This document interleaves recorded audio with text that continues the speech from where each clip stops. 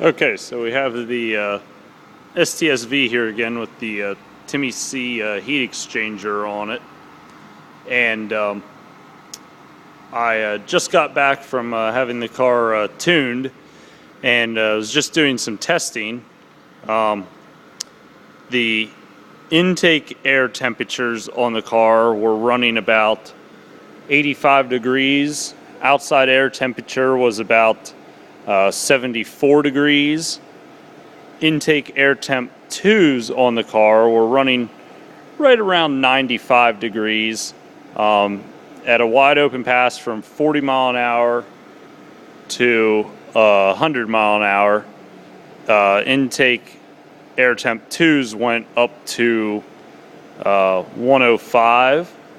On the consecutive pass, slow back down from 100 back to 40 back to 100 within as long as it took to just kind of coast back down from 100 to 40 and then do it again.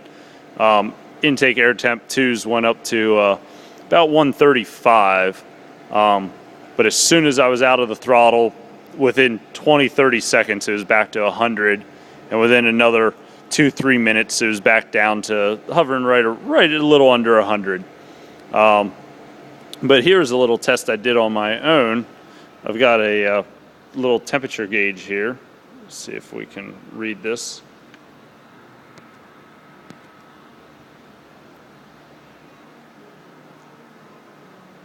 Alright, so it's 71 degrees here inside the garage.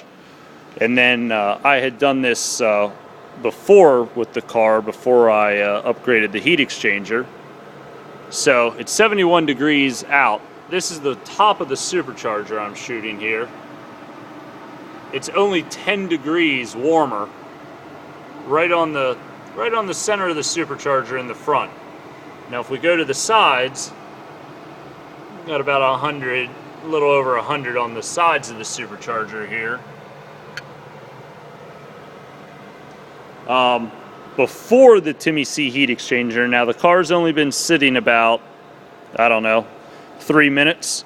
Before the Timmyc heat exchanger, shooting in those two spots, the front spot on the supercharger would be about 125 to 130 degrees, and the back side of the supercharger where I just shot, that was now only 100 degrees, had been 165 degrees.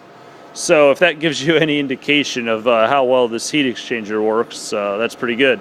And then here, just for a random reference of how good the heat exchanger is actually cooling the supercharger, this is the Y of the intake.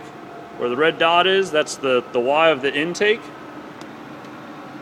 108 degrees.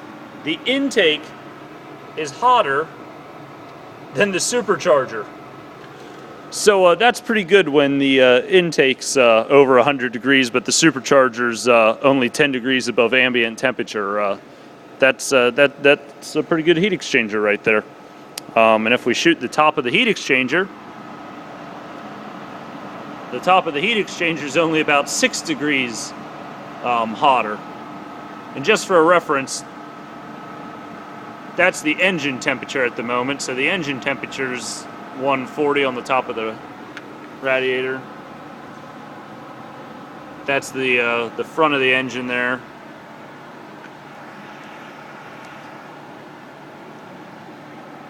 So yeah, 165 on the front of the engine. 107 on the Y of the intake. Front of the supercharger, just about 10 degrees above ambient.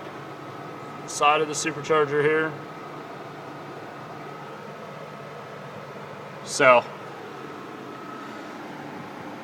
air filters running 78 degrees. And then just we'll just shoot the garage again here.